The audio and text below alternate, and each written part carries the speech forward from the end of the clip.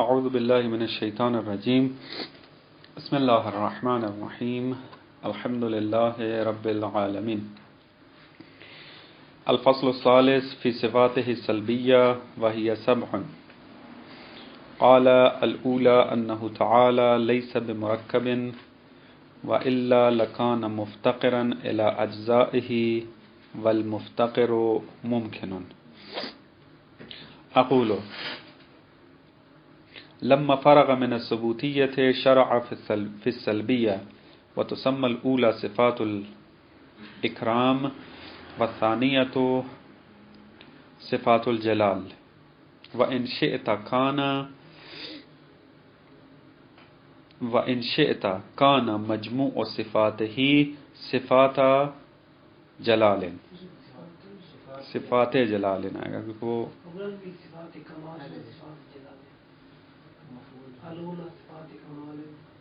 ہاں وہ درست ہے. چونکہ وہ کیا ہے وہ الف تا کے ساتھ جو مؤنث آتی ہے اس میں کسرہ زیادہ استعمال ہوتا ہے. ہاں صحیح ہے. صفات جلال. خب ہماری بات چل رہی تھی صفات خداوند متعال کے بارے میں. صفات ثبوتیہ کی بات ہماری تمام ہو گئی کہ خداوند متعال تمام کمالات سے متصف ہے. کوئی اس کائنات میں ایسا کمال نہیں ہے کہ جو کمال تو شمار ہو کمال مطلق ہے اور خداوند متعال اس کمال کو نہ رکھتا ہو. اس میں چند بحثیں ذکر کی گئی، مثلا قدرت صفت کمال تھی، علم صفت کمال تھی، اس کے بارے میں بات ہوئی. سمیع و بصیر ہونا، متکلم ہونا، اس کے بارے میں بات. اس کے علاوہ بہت سارے کمالات ہیں، لیکن علم کلام کی عرض کیا تھا روش یہ رہی ہے کہ 7-8 صفات جو یہاں پر بات ہوئی ہیں فقط انہی کے بارے میں بات کرتے رہے.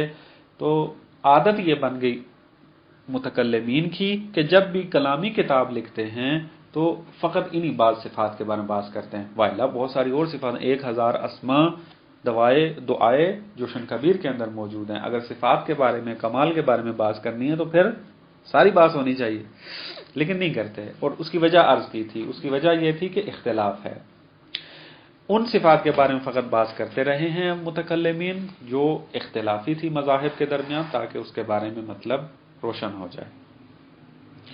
آج سے ہماری بات جو شروع ہو رہی ہے وہ یہ کہ جس طریقے سے خداوند متعال مطلق الکمال ہے اور تمام کمالات سے متصف ہے، اسی طریقے سے جتنے بھی عیوب و نقائص پائے جاتے ہیں خدا ان سے منزہ ہے، پاک و پاکیزہ ہے. یعنی صفات سلبیہ میں ہم یہ کہنا چاہتے ہیں کہ خداوند متعال کسی بھی قسم کا نقص نہیں رکھتا. یعنی اب تک ہم نے یہ بات ثابت کی ہے کہ خداوند متعال کمال رکھتا ہے، لیکن اس کا لازمہ یہ تو نہیں بنتا تھا کہ مثلا کمال رکھتا ہے اس کا مطلب ہے نقص نہیں رکھتا ہوگا. نہ شاید ممکن ہے کسی جگہ پہ نقص بھی ہو، ایسا آپ نے دیکھا بھی ہے. ذہن بھی عامیانہ انسان کا ذہن ہو تو وہ یہ سوچ بھی سکتا ہے کہ ٹھیک ہے خدا قدرت رکھتا ہے، ٹھیک ہے خدا علم رکھتا ہے، ٹھیک ہے تمام صفات کا مالک ہے، لیکن کہیں نہ کہیں کوئی نقص ہو جائے. تو اب صفات سلبیہ کی ضرورت یہ پیش آتی ہے کہ یہ بیان کیا جائے کہ خداوند متعال چھوٹے سے چھوٹا نقص بھی اپنے اندر نہیں رکھتا. صفات سلبیہ کی بات اس وجہ سے پیش آتی ہے. خوب صفات سلبیہ تو انشاءاللہ ہم پڑھیں گے، ہماری بات شروع ہوگی. اس کے اندر چندین صفات سلبیہ ہیں کہ خداوند متعال مرکب نہیں ہے، خداوند متعال جسم نہیں ہے، خداوند متعال جو ہے وہ حوادث کا محل واقع نہیں ہوتا. یہ پڑھیں گے. آج جناب فاضل مقداد کے جو اس کتاب کی شرح کرنے والے ہیں انہوں نے ایک بحث کی طرف اشارہ کیا ہے کہ ضرورت ہے اس کو بیان کرنے کی. اگر جناب فاضل مقداد نے اس کی طرف اشارہ نہ کیا ہوتا تو یہ مطلب ذکر نہ ہوتا. اگرچہ میں نے صفات ثبوتیہ کے اندر اس کی طرف ضمناً ابحاث میں اس نظریے کے ابطال میں کچھ باتیں آپ کی خدمت میں عرض کی تھی، لیکن اب چونکہ صراحت کے ساتھ عبارت میں موجود ہے تو اس کو بیان کرتے ہیں اور اس کے اوپر جو تھوڑا بہت نقد ہے اس کو بیان کرتے ہیں آپ کی خدمت میں. متکلمین اور فلاسفہ کے درمیان اختلاف ہے اس بات میں. اگرچہ اب بھی متکلمین جو ہیں فلاسفہ کی بات کو کافی حد تک مانتے ہیں، لیکن بہرحال پھر بھی اکثریت متکلمین کی جو ہے وہ قائل ہے اس بات کی کہ تمام کی تمام صفات ثبوتیہ پلٹتی ہیں صفات سلبیہ کی طرف۔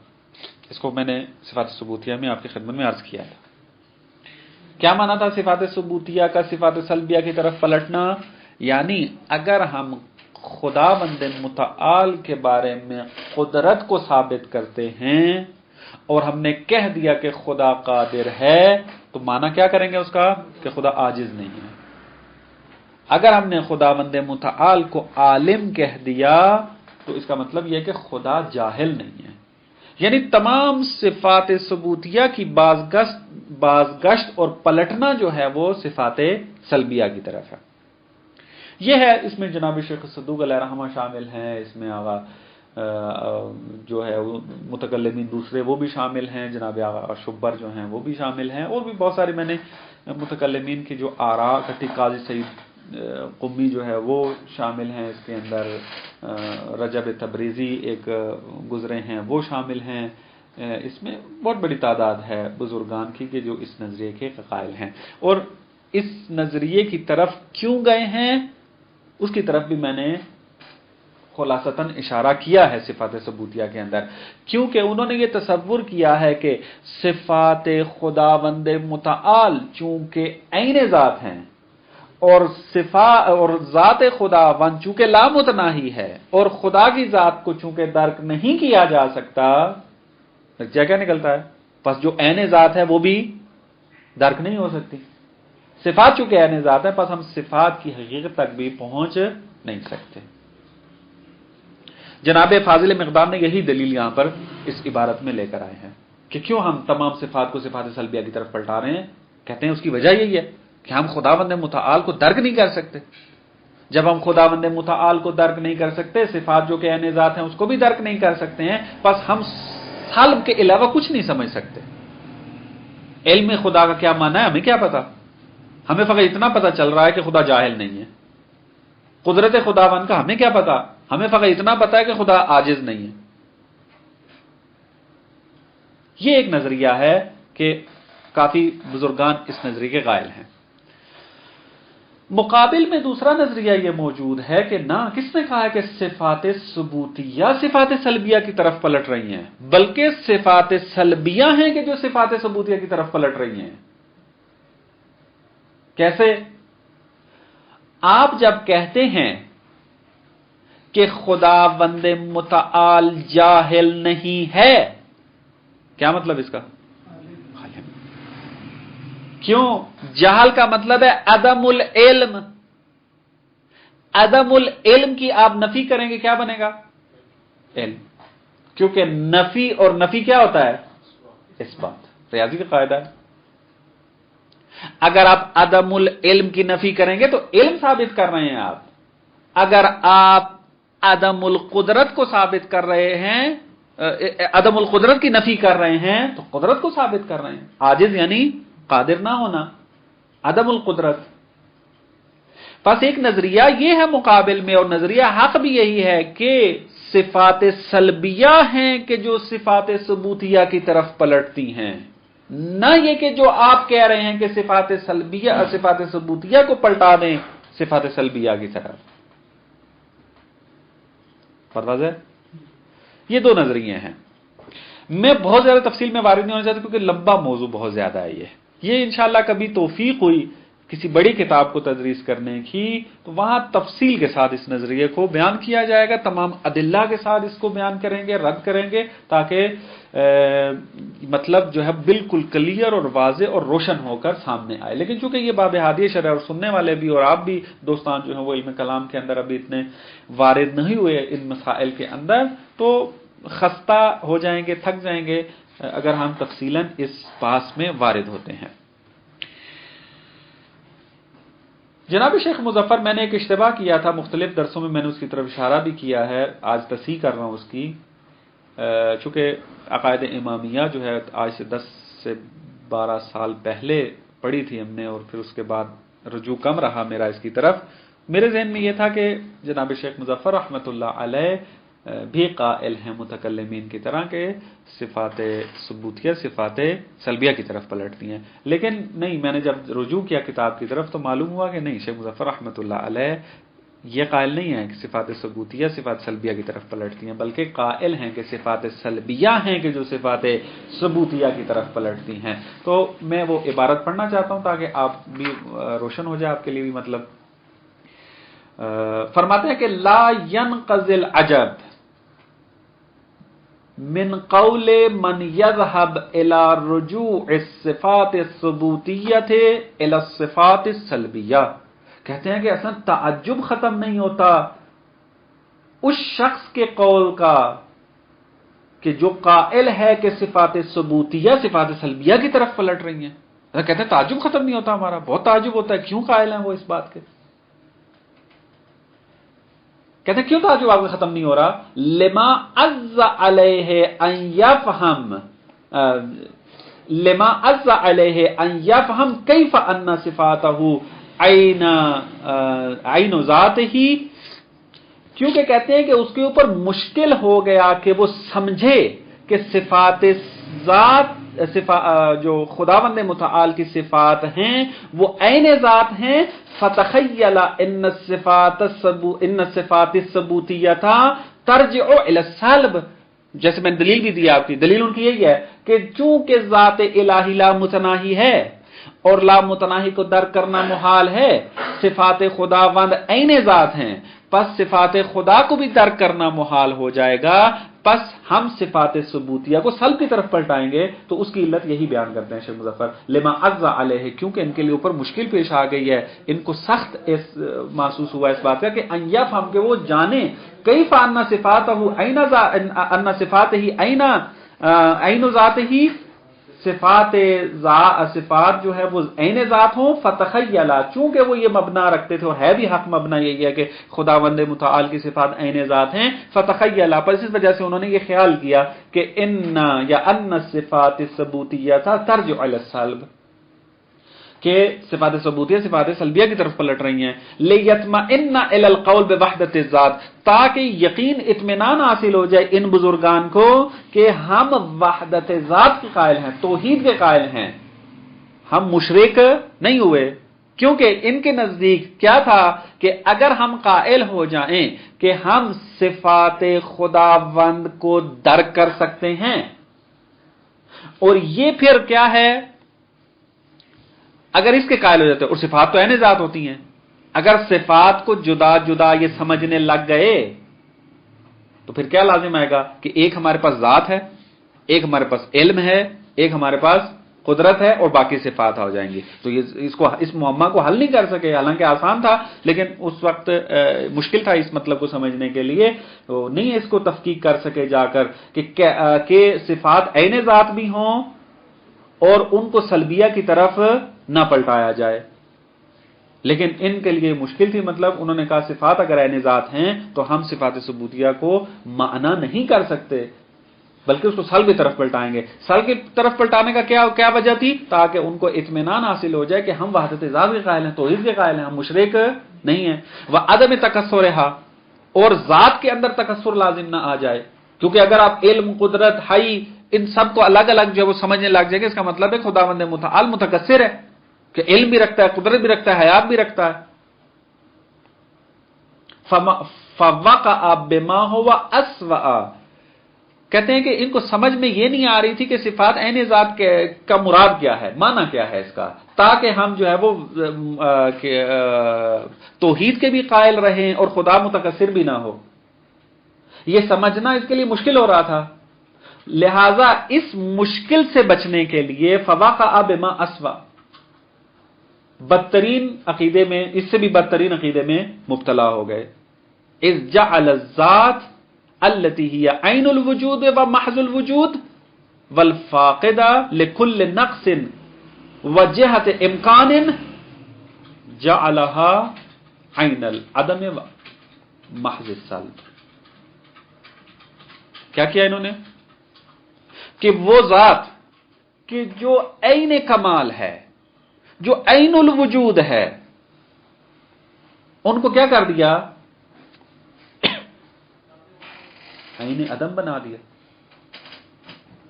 کیسے عین عدم بنے گا؟ آپ کہتے ہیں کہ علم کا کیا معنی ہے؟ علم یعنی نہ جو صفات سلبیہ کی طرف پلٹاتے ہیں، علم یعنی عاجز. خدا عالم ہے یعنی عاجز نہیں ہے، جاہل نہیں ہے. خدا قادر ہے یعنی عاجز نہیں ہے. اس کا اور آپ جب علم کا معنی یہ کرتے ہیں عاجز نہ ہونا، جاہل نہ ہونا، قدرت کا معنی کرتے ہیں عاجز نہ ہونا، اور ادھر سے آپ کہتے ہیں صفات عین ذات ہیں، تو عین ذات کون علم بنے گا یا عدم؟ اس مبنے کے مطابق عین ذات علم بن رہا ہے یا عدم العجز بن رہا ہے؟ بات سمجھ میں آئیے؟ نہیں ہے؟ شیخ مظفر رحمۃ اللہ علیہ اعتراض یہ کر رہے ہیں، کہتے ہیں کہ ان کو صفات عین ذات کی بات سمجھ میں نہیں آئی. ان کا چونکہ بات سمجھ میں نہیں آ رہی صفات عین ذات سے کیا مراد ہے، اس کو کیسے حل کریں. انہوں نے آ کر کہا کہ اگر ہم صفات ثبوتیہ کو سلبیہ کی طرف نہ پلٹائیں تو تعدد قدماء لازم آ جائے گا. درست ہے، کیونکہ وہ کہہ رہے ہیں کہ کیا نام ہے لِيَطْمَئِنَّ إِلَى الْقَوْلِ بِوَحْدَةِ الذَّاتِ، صفات سلبیہ کی طرف اس لیے پلٹایا تمام صفات ثبوتیہ کو تاکہ وحدت ذات کے قائل ہو جائیں، وحدت ذات کو ثابت کریں.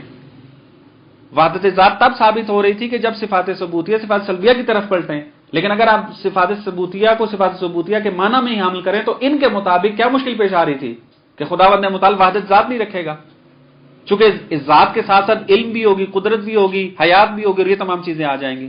خدا متکثر ہو جائے گا، یعنی اپنے اندر علم بھی رکھتا ہے، قدرت بھی رکھتا ہے، حیات بھی رکھتا ہے. تو صفات ثبوتیہ کو ان کے اپنے معنی میں رکھنے کے لیے مشکل پیش آ رہی تھی، نہ توحید بچ رہی تھی، نہ خداوند متعال مرکب بسیط ثابت ہو رہا تھا. انہوں نے آ کر کہا کیا کہ صفات ثبوتیہ کو صفات سلبیہ کی طرف پلٹا لیں. شیخ مظفر رحمۃ اللہ کہتے ہیں کہ ایک مشکل جو آپ سے حل نہیں ہو رہی تھی وہ اس کو حل کرنے کے لیے بدترین عقیدے میں وارد ہو گیا. کیا وارد ہو گئے؟ صفات سلبیہ کی طرف پلٹانا. صفات سلبیہ کی طرف پلٹانا صفات ثبوتیہ کو، گویا کہ آپ خداوند متعال کو عین العدم بنا رہے ہیں، کیونکہ آپ قائل ہیں کہ علم یعنی جہل، علم یعنی عدم جہل، قدرت یعنی عدم العجز، حیات یعنی عدم موت. ہر چیز میں عدم عدم آ رہا ہے، اور آپ کہتے ہیں صفات خدا کیا ہیں؟ صفات عین ذات ہیں. تو عین ذات علم بن رہا ہے یا عدم الجہل بن رہا ہے؟ قدرت بن رہی ہے یا عدم العجز بن رہا ہے؟ عدم بن، تمام چیزیں عدم عدم عدم، وہ خدا عین عدم بن رہا ہے. دیکھیں عدم ہے، کیونکہ آپ علم کا معنی عدم الجہل کر رہے ہیں.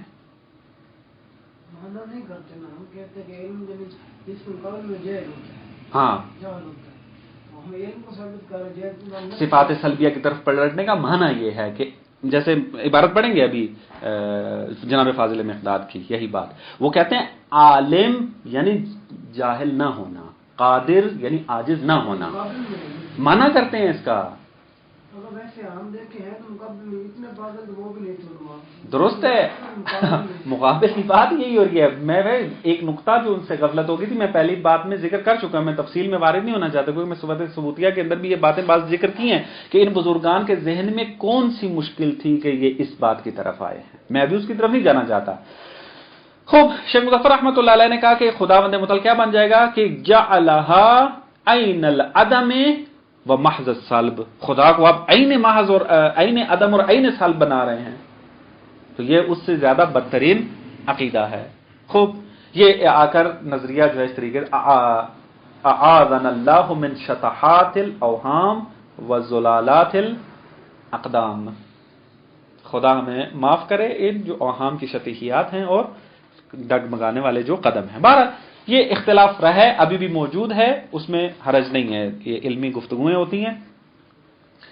خوب، اس کے اوپر اعتراض کیا وارد ہوتا ہے کہ اس کے اوپر میں ایک فقط اعتراض اور ذکر کر، ایک تو انہوں نے ذکر کیا کہ اگر آپ صفات ثبوتیہ کو صفات سلبیہ کی طرف پلٹا دیں گے تو گویا آپ خدا کو عین العدم بنا رہے ہیں، عین السلب بنا رہے ہیں. درست ہے، یہ شیخ مظفر رحمۃ اللہ علیہ نے اعتراض کیا ہے. ایک اور اعتراض جو ان کے اوپر وارد ہوتا ہے صفات سلبیہ والوں کے اوپر جو پلٹاتے ہیں صفات سلبیہ کی طرف، وہ یہ کہ آپ سالب کب کرتے ہیں ایک چیز کو؟ آپ ایک چیز کو سالب تب کرتے ہیں جب آپ کے ذہن میں اس شے کی نسبت کوئی مفہوم ہو، کچھ نہ کچھ اس کے بارے میں جانتے ہو، مفہوم رکھتے ہیں اس کے بارے میں، پھر آ کر آپ کیا کرتے ہیں؟ سالب کرتے ہیں اس سے چیزوں کو۔ مثلا آپ کہتے ہیں کہ خداوند متعال جسم نہیں رکھتا، خداوند متعال نقائص نہیں رکھتا، خداوند متعال عاجز نہیں رکھتا۔ یہ چیزیں جو آپ سالب کر رہے ہیں، کیوں کر رہے ہیں آپ؟ اس وجہ سے چونکہ آپ نے خدا کی ذات کے بارے میں یہ عقیدہ رکھا ہے، آپ سمجھتے ہیں خدا کے بارے میں ان باتوں کو، آپ قائل ہیں کہ خداوند متعال متعال ہے، بلند ہے، تمام اشیاء کی علت ہے۔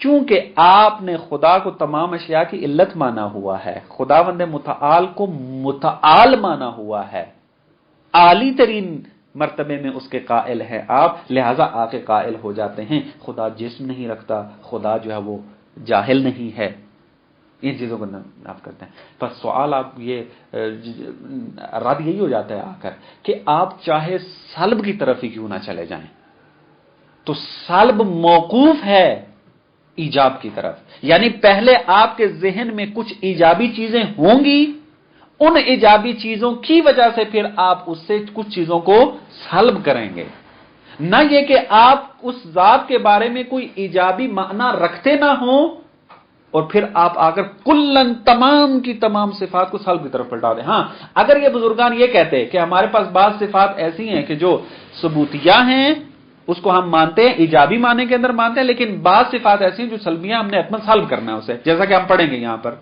خدا مرکب نہیں ہے، خدا جسم نہیں ہے، خدا جوہر نہیں ہے، خدا محل حوادث نہیں ہے، یہ بات ٹھیک تھی، لیکن یہ کہہ دینا رد اس نظریے کے اوپر ہے کہ تمام کی تمام صفات ثبوتیہ پلٹ رہی ہیں صفات سلبیہ کی طرف، تو پھر خدا کو آپ نے کیا سمجھا ہوا؟ یہ بھی تو ہے نا، اشکال کیس میں اشکال کیا سکتا ہے کیا پہلے نہیں اگر ہم کہتے ہیں خدا قادر ہے، کچھ علم ہوگا تب ہم کہیں گے نا خدا قادر ہے، پھر ہم کہیں گے عاجز نہیں ہے، یہی تو انہیں کی دعا، انہوں نے خدا کو قدرت ثابت کی ہے، اس کو عدم ہے ثابت کیا، پتا تھا پہلے خدا کی قدرت۔ یہ ہمارا ناقض ہے ان کے اوپر، یہ ہمارا ناقض ہے ان کے اوپر کہ آپ نے قدرت کا مفہوم کچھ سمجھا ہے تو آپ آگے یہ والی بات کر رہے ہیں نا، لیکن ان کی عبارتیں ساتھ نہیں دے رہی ہیں اس کی، اور مصر ہیں بار بار ہر کتاب کے اندر یہ باتیں لکھی ہوئی ہیں، یہی سے پتہ چلتا ہے نا کہ یہ نظریہ اس قسم کا، یہ نظریہ قابل قبول نہیں ہے۔ خلط کہاں ہوا ہے؟ خلط مفہوم و مصداق میں ہوا ہے۔ ہم بھی قائل ہیں کہ کنہ حقیقت قدرت کو نہیں پہچان سکتے، ہم بھی قائل ہیں کنہ صفت علم کو ہم نہیں پہچان سکتے، خدا عالم، علم کیا حقیقت ہے ہمیں نہیں پتا، حقیقت قدرت خدا کے مورد میں کیا ہے ہمیں نہیں پتا، لیکن مفہوماً ہم جانتے ہیں قدرت کا مفہوم کیا ہے ہمیں پتا ہے، علم کا مفہوم کیا ہے ہمیں پتا ہے۔ علم کا مفہوم ہے واضح اور روشن ہونا ایک چیز کا، اب یہ واضح اور روشن مختلف انداز میں ہوتا ہے، واضح روشن ہمارے لیے بعض اوقات ایسے ہوتا ہے، ہمارے لیے کچھ چیز نہیں پتا ہوتی لیکن بعد میں پتا چل جاتی ہے، لیکن خداوند متعال کے لیے تمام چیزیں کیا ہیں؟ ازل سے واضح اور روشن ہے۔ ہمارا علم زائد بر ذات ہے، اس کا علم کیا ہے؟ عین ذات ہے۔ حقیقت العلم فرق کرتی ہے ہمارے اور خدا کے درمیان، بات ہماری حقیقت میں نہیں چل رہی ہے، ہماری بات مفہوم میں چل رہی ہے کہ جب میں خدا کو کہتا ہوں عالم، کو مفہوم میرے ذہن میں آتا ہے یا نہیں آتا؟ جب میں خدا کو کہتا ہوں موجود، کوئی مطلب سمجھ میں آتا ہے یا نہیں آتا؟ وہ مفہوم ہماری بات چل رہی ہے اس کے اندر، وہ مفہوم میرے اور خدا کے درمیان جو ہے مشترک ہے۔ اللہ عالم الانسان عالم، مفہوم میں ایک ہی ہے کہ خدا بھی جانتا ہے، میں بھی جانتا ہوں، لیکن اس جاننے کی حقیقت کیا ہے؟ میرے اور خدا کے درمیان میں زمین آسمان کا فرق ہے، اس کا علم ذاتی، میرا علم دیا ہوا، اس کا علم عین ذات، میرا علم زائد بر ذات، اس کا علم جو لا متناہی، میرا علم محدود، یہ حقیقت العلم کے اندر یہ باتیں آتی ہیں۔ لہذا اس نقطے سے غفلت ہوئی ہے، مفہومی بحث کرنا چاہ رہے تھے، یہ باتیں لے گئے ہیں مصداق کے اندر، اور مصداق میں آ کر کہا ہم مصداق کو تو سمجھ نہیں سکتے، بس ان کو جو ہے مفہوم میں سلب کی طرف پلٹا دے۔ کیا غلط ہوا ہے؟ مصداق کو سمجھ نہیں سکتے، کوئی بھی نہیں سمجھ سکتا، ہمارا بھی دا نہیں ہے، مصداقاً خدا کو فہم کرنا ممکن نہیں ہے کیونکہ لا متناہی ہے۔ حقیقت علم اس کا مصداق میں کیا ہے، حقیقت اس کی قدرت اس کے بارے میں کیا، نہیں پتہ چلتا۔ انہوں نے جب دیکھا کہ مصداق میں خداوند متعال کو سمجھ نہیں سکتے، انہوں نے کہا پس مفہوم میں سلب کی طرف پلٹا دو تمام صفات کو۔ اللہ عالم کا مفہوم کیا ہے؟ اللہ غیر جاہل۔ اللہ قادر ان کا مفہوم کیا ہے؟ اللہ غیر عاجز۔ انہوں نے مفہوم میں غائب ہو گئے۔ ہمارا جواب یہ ہے کہ نہ، مفہوم ایک ہی ہے، مشترک معنوی ہے، نہ کہ مشترک لفظی، کہ آپ نے فلسفہ کے اندر بعض باتیں یہ آتی ہیں، لیکن بعض ہماری مفہوم میں یہاں چلتی ہے۔ جب بھی صفات ثبوتیہ میں چلتے ہیں ہم معنی کر رہے ہوتے ہیں، جیسا کہ ہم نے صفات ثبوتیہ میں کیا بھی ہے، معنی کر رہے ہوتے ہیں کہ معنی کیا ہے، علم کا معنی کیا ہے، قدرت کا معنی کیا ہے۔ یہ چیزیں نقائص کو برطرف کر کے ہم ایک معنی کرتے ہیں خداوند متعال کی صفت کو سمجھنے کے لیے۔ پھر جب مصداق میں آتے ہیں، مصداق میں آ کے ہم بھی رک جاتے ہیں کہ مصداق کے اندر آ کے ہمیں اس حقیقت کا پتہ نہیں ہے۔ واضح ہے؟ بس یہ مطلب ہے۔ چند عبارتیں ان کی پڑھتے ہیں، پھر باقی مطلب بعد میں، اگرچہ وقت بہت زیادہ ہو گیا۔ اقولو لما فرغ من الثبوتیۃ شرع فی السلبیہ، جب صفات ثبوتیہ سے فارغ ہو گئے تو انہوں نے صفات سلبیہ کے اندر بات شروع کی۔ وتسمى الاولى صفات الکرام، صفات ثبوتیہ کو صفات اکرام کا نام دیا جاتا ہے۔ وثانیۃ صفات الجلال، اور صفات سلبیہ کو صفات جلال کا نام دیا جاتا ہے۔ وان شئت، اگر چاہیں تو یوں بھی کہہ سکتے ہیں کہ کان مجموع الصفات ہی صفات جلالین، خداوند متعال کی تمام صفات صفات جلال ہیں، صفات سلبیہ ہیں۔ کیا مراد؟ فإن اثبات قدرت ہی، جب ثابت کیا جاتا ہے کہ خدا قادر ہے، قدرت کو ثابت کیا جاتا ہے باعتبار سلب العجز عنہ، یعنی اس کا مطلب یہ ہے کہ ہم عاجز کو سلب کر رہے ہیں اس سے، یعنی قادر ہے عاجز نہیں ہے۔ وَإِثْبَاتَ الْعِلْمِ، جب علم کو ثابت کرتے ہیں باعتبار سلب الجہل عنہ، ہم خدا کو عالم کس اعتبار سے کہہ رہے ہیں؟ یعنی وہ جاہل نہیں ہے، یعنی مفہوم کے اندر آ کر علم کا معنی یہ کر رہے ہیں ہم۔ علم کا معنی خدا کے مورد میں کیا ہے؟ عدم الجہل۔ خدا کے مورد میں قدرت کا کیا معنی ہے؟ عدم العاجز۔ مفہوم ہم تفسیر یہ کر رہے ہوتے ہیں اس کی۔ وقضا باقی صفات، جو لہذا یہ اعتراض وارد ہوتا ہے شیخ مظفر رحمۃ اللہ علیہ والا، کہ جب آپ تمام صفات کو مفہوم اور تفسیر کے اندر عدم کی طرف پلٹا رہے ہیں، اور یہ صفات عین ذات بھی ہیں، تو خدا تو عین عدم بن جائے گا، عین سلب بن جائے گا، تو یہ عقیدہ جو ہے وہ غلط ہے۔ وفی الحقیقہ المعقول لنا من صفاتہ لیس الا السلوب والاضافات، دلیل دیتے ہیں کہ کیوں ہم نے تمام صفات ثبوتیہ کو صفات سلبیہ کی طرف پلٹایا ہے۔ کہتے ہیں حقیقت میں جو چیز ہم سمجھ سکتے ہیں صفات الہی سے، وہ فقط اور فقط سلب ہے، فقط اور فقط سلب ہے۔ سلب و اضافات یعنی وہی فقط سلب کو ہم سمجھ سکتے ہیں، ہم خدا کے مورد میں ایجابی معنی کر ہی نہیں سکتے۔ اما کنہ ذاتہ و صفاتہ فمحجوب عن نظر العقول، خداوند متعال کی کنہ ذات کو، خداوند متعال کی کنہ صفات کو جاننا فمحجوب عن نظر العقول، اصلا عقل وہاں تک نہیں پہنچ سکتی، عقل محجوب ہے، عقل پردوں میں ہے، وہاں پہنچ ہی نہیں پاتی۔ ولا یعلم ما هو الا هو، حقیقت میں فقط وہ جانتا ہے کہ وہ کیا ہے، کوئی بھی چیز اس کا علم نہیں رکھتی۔ آپ دیکھیں یہاں کنہ ذات، اس میں ہم بھی قائل ہیں، اما کنہ ذاتہ و صفاتہ فمحجوب عن نظر العقول، یہ بات قائل بار، ولا یعلم ما هو الا هو، نظریہ درست ہے، لیکن بحث ہماری چل رہی ہے مفہوم میں، جو آپ نظریہ اختیار کر رہے ہیں کہ مفہوم میں بھی خداوند متعال کی صفات کو درک نہیں کر سکتے، نہ یہ بات درست نہیں ہے، بلکہ اس کو درک کر سکتے ہیں، بلکہ آپ کے نظریے پر بھی متعدد اعتراضات وارد ہوتے ہیں کہ ان میں سے ایک دو کی طرف آپ کی خدمت میں اشارہ کیا ہے۔ والسلام علیکم ورحمۃ اللہ۔